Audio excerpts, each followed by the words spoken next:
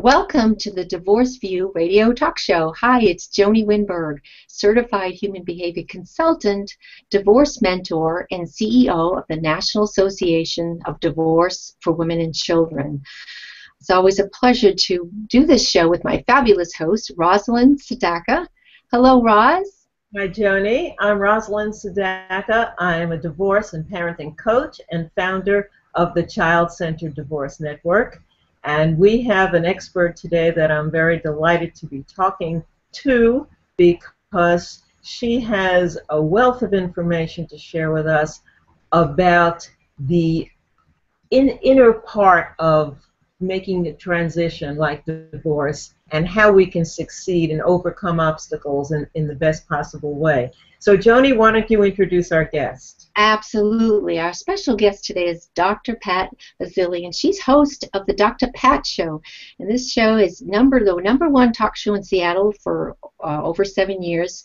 And she's also the creator of the Transformation Network. She is an international award-winning talk show host, TV producer, and an inspirational speaker. So welcome, Dr. Pat. We're thrilled you're here. Oh, I'm so glad. Joanie, you and I have known each other for quite some time, and I'm absolutely thrilled, just jumping up and down. And congratulations to both of you on the work that you're doing. I mean, the timeliness of this message and what people need in the world is just so profoundly deep and transformative. So thank you both. Well, thanks for being here.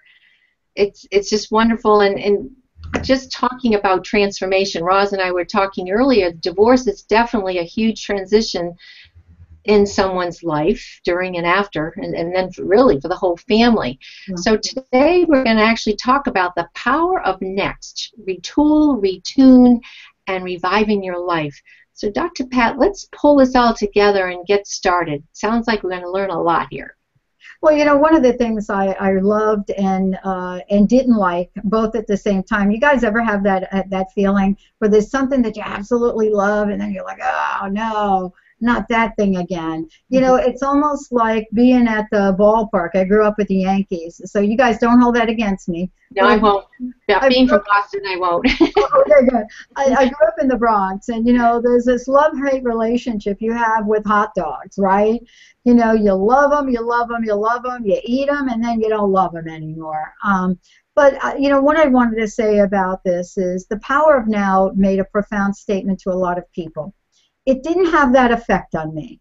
And the reason that I couldn't reconcile it was because conceptually, while I understood it, and I knew how important it was to be in the present moment, I also knew how important it was to have a vision. And, you know, someone said to me a long time ago, and I never forgot this, you know, there are many masters that I love in the world. Master Jesus is one of them. And someone said to me very jokingly one day, you know, can you imagine this guy named Jesus having a vision and never taking a step to enact it? And I thought, I have to think about that a minute. That's just like a mind blower for me. You know, it would be like talking about the goddess Athena, right? Yeah, wow, okay, just had this great warrior energy, but honestly never really did anything. So I want to talk about next because it is in our DNA. You know, we are not made, none of us, not even the smallest creature on this planet was made to sit and do nothing. Even the owl that we think about, sitting on a branch, doing nothing. These pictures of these big mammals that we see, they're not in the world to do nothing. So part of what I've learned is, and I love it about transformation, is while it's important for us to have every 10 seconds a moment to stop and an energy check-in to see where we are in life, we're not meant to stay there. Mm-hmm. So the power of next is for anyone out there that is just not liking where they're sitting right now. You know, if you're in the Yankee Stadium and you'd really like to be on the green wall up in Boston, then you need to be there. So the question then becomes, what do you have to do to get from the Bronx to Boston to actually live your dream? And that's what the power of next is about. I love it. I love it. So that's what pulls in the retooling, Yeah. the retools, Right. just putting it all together. What kind of tools would you be Well, talking let's talk about I'm not actually even talking about tools. I'm actually talking about retooling. You know, Okay. what happens when I say tools, Joanie, and you know this, any one of us that have been through divorce, and we all been there, right? Well, I don't know, I don't only want to speak for you, but I'm going to speak for me. We have. You know, if somebody said to me, you know what, you have a screwdriver and you need a hammer, I'd be like, what? I want you to help me with my current situation, if it is a screwdriver, how to retool and use that thing I have to get me to where I want to go. I may not have the resources to go buy a hammer, a jackhammer, a pliers, whatever that is tool. I may not have what I need to go sit on a mountain for 3 years. I may not have that. I'm in the middle of my life. It is changing whether I want it to or not. How do I retool this thing that's called me, my life, every possibility that's in front of me?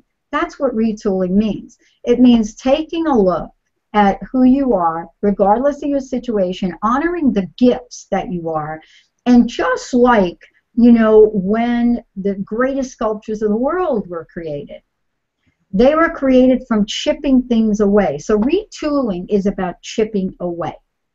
It is chipping away all of the stuff of our past that we hang on to that doesn't serve us, so that we could see what that sculpture is, what that vision is, what that piece of art is going to be for us in our lives. We all have that ability to do with our minds. So how do we translate that into the situation? I'm in the process of being divorced. I'm very depressed. I'm feeling bleak about my future. I'm worried about my kids and finances, and you know the story. What can I do to keep myself from falling under and really embracing that next that I wish I was able to move into? Well, here's what I want to say. I love this, and I love that you brought it up. When I went through my divorce, one of the things that happened to me was that, and I'm just going to say this to you really quickly, one of the things that happened to me was that I was not only struggling financially, but I had come down with a mystery illness. So I was chronically ill. I was one of those people that if you looked at, you'd say, oh, honey, I never signed up for this. There ain't no way that I'll look at you now and you be 100 pounds heavier and you got that sick thing that nobody can figure out. And I'm thinking, you know, till death do us part, what a lie that thing was. You know, I mean, so we got to get real here for a minute. You know, so the question mark becomes, how do you look at your current situation from a place of power? That's really the place I want you to start. You know, because anybody that's ever been through anything like this, it's going to be really easy for me to say, oh, don't worry, it's going to get better. Oh, don't worry, you're going to be provided for. Oh, don't worry. But I will tell you, the only place that I knew how to go to at that point in time is a trust in my higher power.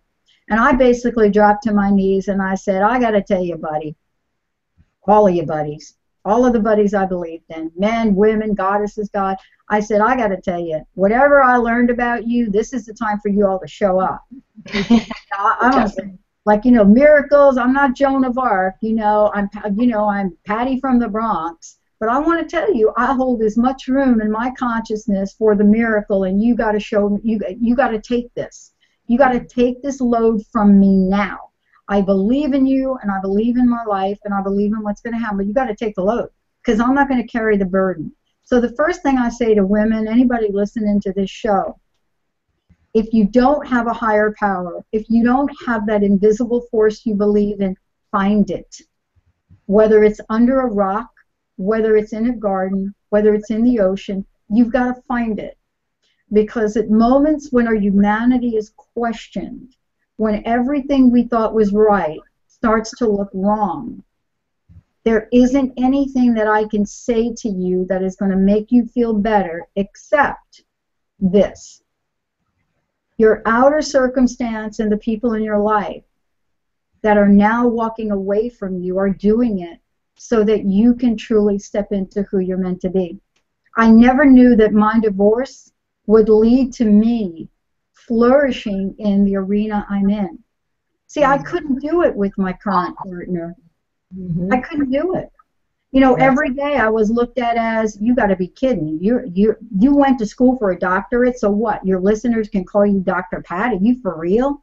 You're paying for thousands of hours of airtime to do what? Have you lost your mind? So I don't have that energy anymore. I don't have that energy of somebody looking at me less than. If you're in a relationship and you're going through a divorce, something isn't right. There's been an energy in that relationship that hasn't served you for a really long time. And so the guidance that you're going to get around it is not going to come from your mind. It's not going to come from another person. It's going to come from your belief. If you are seriously depressed, and I say this because I come from a family, my mother committed suicide, so I know about depression. I get it. You know, my dad cheated on my mom. It killed her. And I want to say, for those of you out there, there are a lot of places you can get help. Joanie, you offer help for people. You know, Rosalind, both of us do. Yes. My mother didn't have that help. The difference between then and now is that all of you listening to this show, you do not have to do this alone. So retooling is a way to look at carving away those pieces of your life that you know have not served you. And I think that's more painful than the divorce itself sometimes. Oh, absolutely. I remember comparing it to the onion, where you're peeling the layers away, and of course, as you're doing that, even as you're cooking normally, you'd be crying. So I just always had that vision, oh, it must be another layer, you know, because you'd be, you know, upset and so forth. But you know, everything you're saying is so true. I just remember handing it over and saying, okay, I'm stuck here, help. Roz, did you kind of go through that yourself as well? Well, Rosalind, you, right? yes, it's part of the process. Yes. And also for me, I had tremendous guilt because I had my son involved, and for me that was even bigger and more important than what was going on for me, was how was he going to get through this, and was I going to scar him? And the guilt and the impact on that was tremendous for me, and ultimately what was the force that gave me the impetus to create the Child-Centered Divorce Network, because I wanted people to have support in knowing Especially how to parent through and then co-parent long after the divorce process. Absolutely, definitely.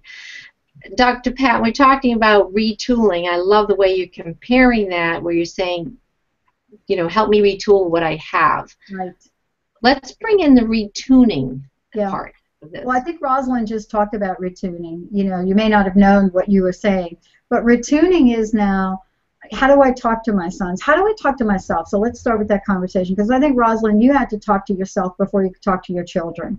You know, you had to have a conversation at some level with yourself to say, who is the woman that I am now going to become in this moment, like here in this moment, in this 10 seconds right now, who is the woman that I'm going to become?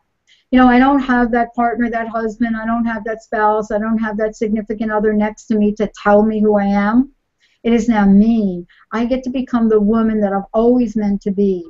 How am I going to be as that woman, not driven by fear, not driven by lack, but driven by love? How am I going to become now retuned so that I am able to have conversations with myself, my children, my family, and the world? And some of these conversations in the retuning, here's what I want to say. Use discernment. Sometimes we like to jump out in the world and say, oh, I'm getting, you know, they're leaving me, he's leaving me, she's leaving me. And our friends look at us like, you know what, I'm sorry, I got to go grocery shopping. I just don't have time for that right now. So the retuning starts with yourself. You know, think of your heart as a tuning fork. See, we have been given this amazing tuning tool. It's called our heart. It's not our head. Our head's going to come later in the last thing I talk about. It's our heart. And our heart will help us retune. You know, it'll take those things that you've moved away that don't serve you, and it will tune in just like this intuitive guidance. You're the psychic now of your life. You are now divinely guided. It's going to tune in, and it's going to tell you that next level of awareness. You're going to hear it. See, it's never going to be about problem solving from divorce. It's going to be about awakening. Oh, it has to be. It has to be. Yeah, that is the retuning. See, when we're kind of in the mix of it, and we're raising kids, and we're being all the women that we think we should be, especially in context of other people, we're not tuned in to ourselves. This is now the time to retune. Turn the dial to me. You're going to now dial into me. Who am I? Who am I today? Who do I want to become? And see, that is the pathway to freedom. You know, people say there are so many gifts in divorce, and what I want to say to you, you have to find the gifts in who you are first. Yes. Then the word divorce doesn't become anything more than a silly word.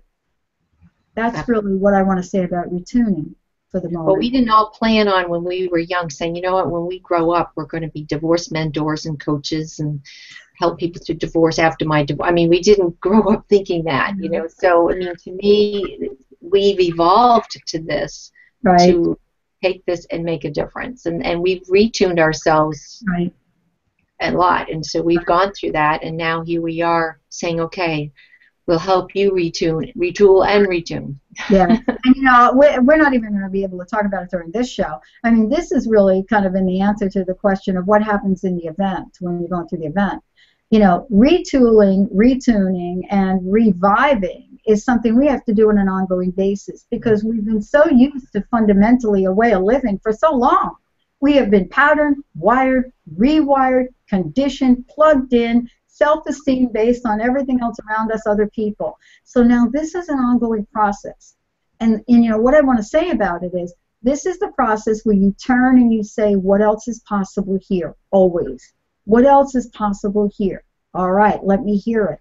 You're not going to get an answer. You're going to get an awakening. You're going to get an insight.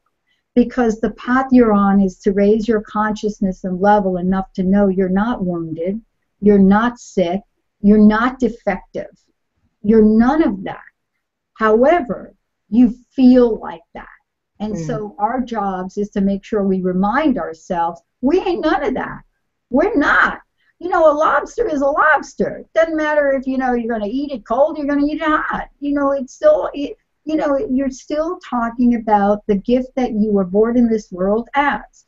But when we go through something that is so judgmental as divorce, and it is, ladies, you know it is. It is. Big time. You know it is. You know, I'm saying your house doesn't even look the same anymore. You go sit on the couch, you can't sit on your couch. It's like, oh, we used to sit there. You know, you go past the park, oh, we used to go to that park. Everything is changing. It requires retuning, retooling every minute. Absolutely.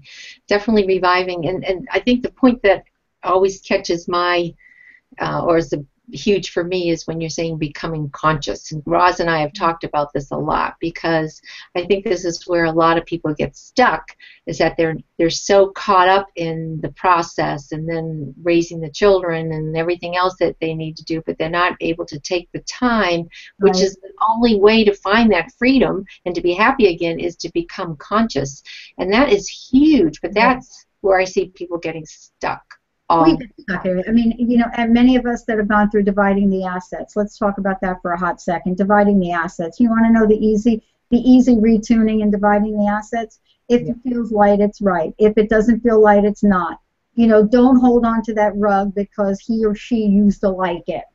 You know what I mean? If they want the dang rug, give them the rug. Give them the rug and the vacuum to vacuum the rug. There are just some things in the process that we hold on to that seem freeing. It seems like I'm going to take my power, I'm going to keep that TV or that picture, and what it does is it sets the stage for future anguish and resentment. Absolutely. And I don't know about you guys, but I know I just want to be done with it. I want to move on. Well, what I hear you talking about is the fact that we have an opportunity to make new choices and start new beginnings in our lives.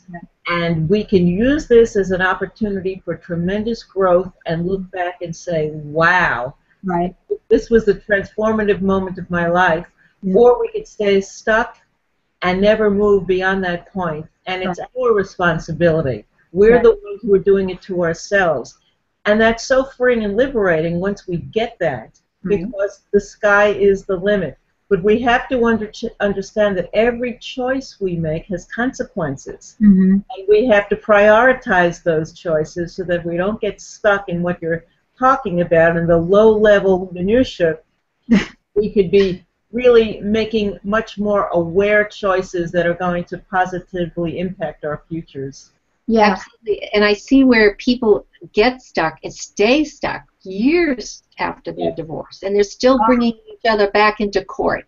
And that's why you hear divorce attorneys and judges, you know, I've even heard talk to a judge, and she was just kidding around, but she couldn't resist to this couple. She said, "You again?" I mean, it's like it just kind of, you know, but just couldn't believe that, you know, she saw these people again. But so part of it is staying stuck, like you're saying, Roz, is staying stuck, but go beyond that, become conscious and live that, have that freedom.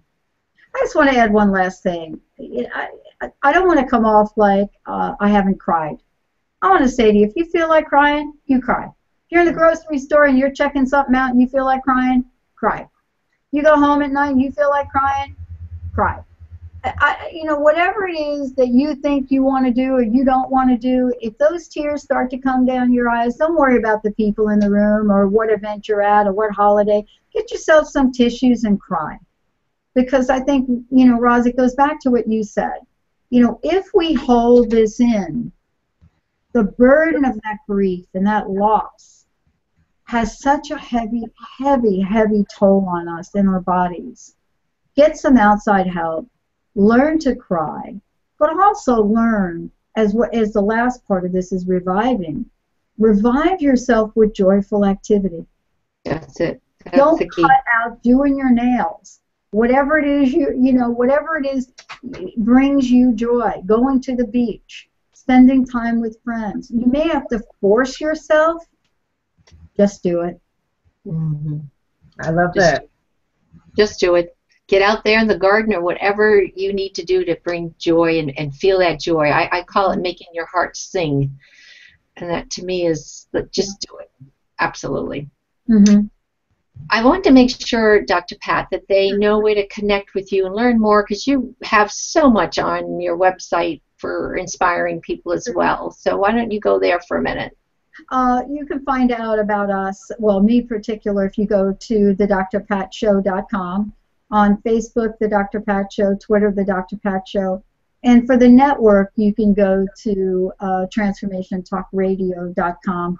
And in about 2 weeks, everybody's going to be able to see the transformationnetwork.com. So, you know, there's a very little information about me personally, but if you want to find out about what I'm up to, those are the ways that I'm plugging into the world these days. Well, what I love about it is that you say it like it is, and you say it direct, yet you have, you know, you can see your heart and what you've been through. But sometimes we do have to have that, you know, just saying it like it is to try to help people become conscious. Yeah.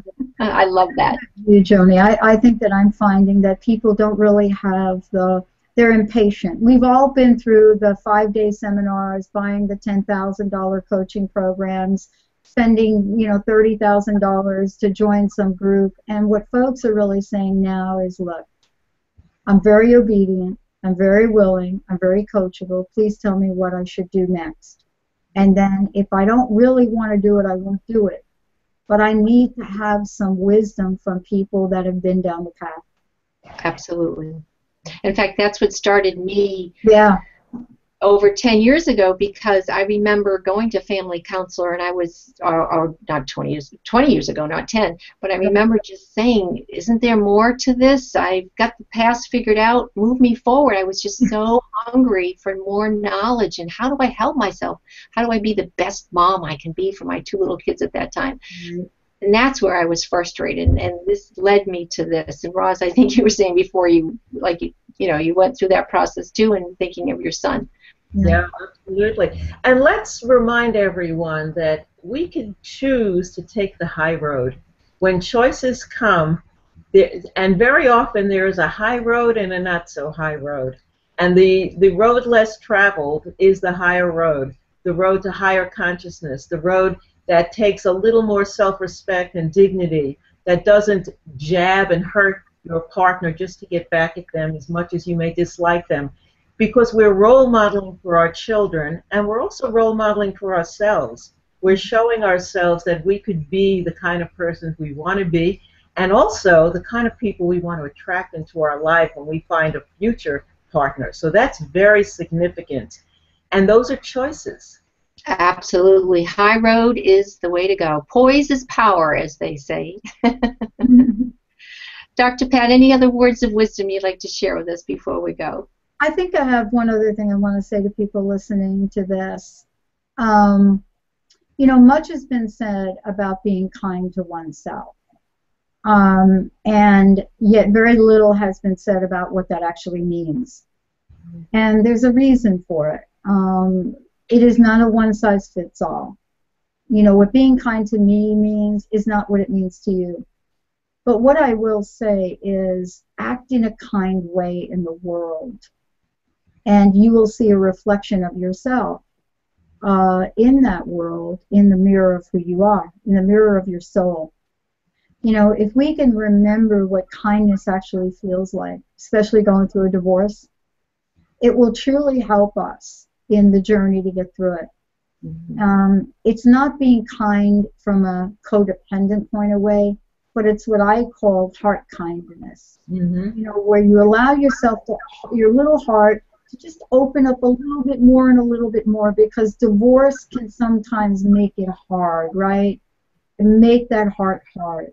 Mm-hmm. So part of the retooling is to chip away the crust that is developed around your own heart. That's a great visual. Yeah. I like this. Chip away that crust. Thank you for this today. Well, we're just thrilled that you've been here, and also to actually see this video coming up. It'll be in the archives on divorceview.com. You can see our other shows as well. And also, Roz and myself have great tools there for you, and just different things that we can help you, as Dr. Pat said, to help you and reach out when you need that support. We're here for you as well. Roz, any other thoughts and anything you'd like to share? Yes, I just wanted to say that we are celebrating with this show our 26th show, so that's 6 months that we've been doing this with guests every week. We're proud and excited, and we invite everyone to go to divorceview.com so you can see the other shows and take advantage of the wealth of information and expertise that we have available to you. With Dr. Pat as just an example. So thank you so much, Dr. Pat. It's been a pleasure talking with you and learning from you. It's an honor, and I'm going to make sure all of our listeners know about you guys, because it is so needed in the world. You really both are a bright light. Thank you so much. And thank you. And thanks, everyone, to our listeners for tuning in every week. And until then, we'll see you next week.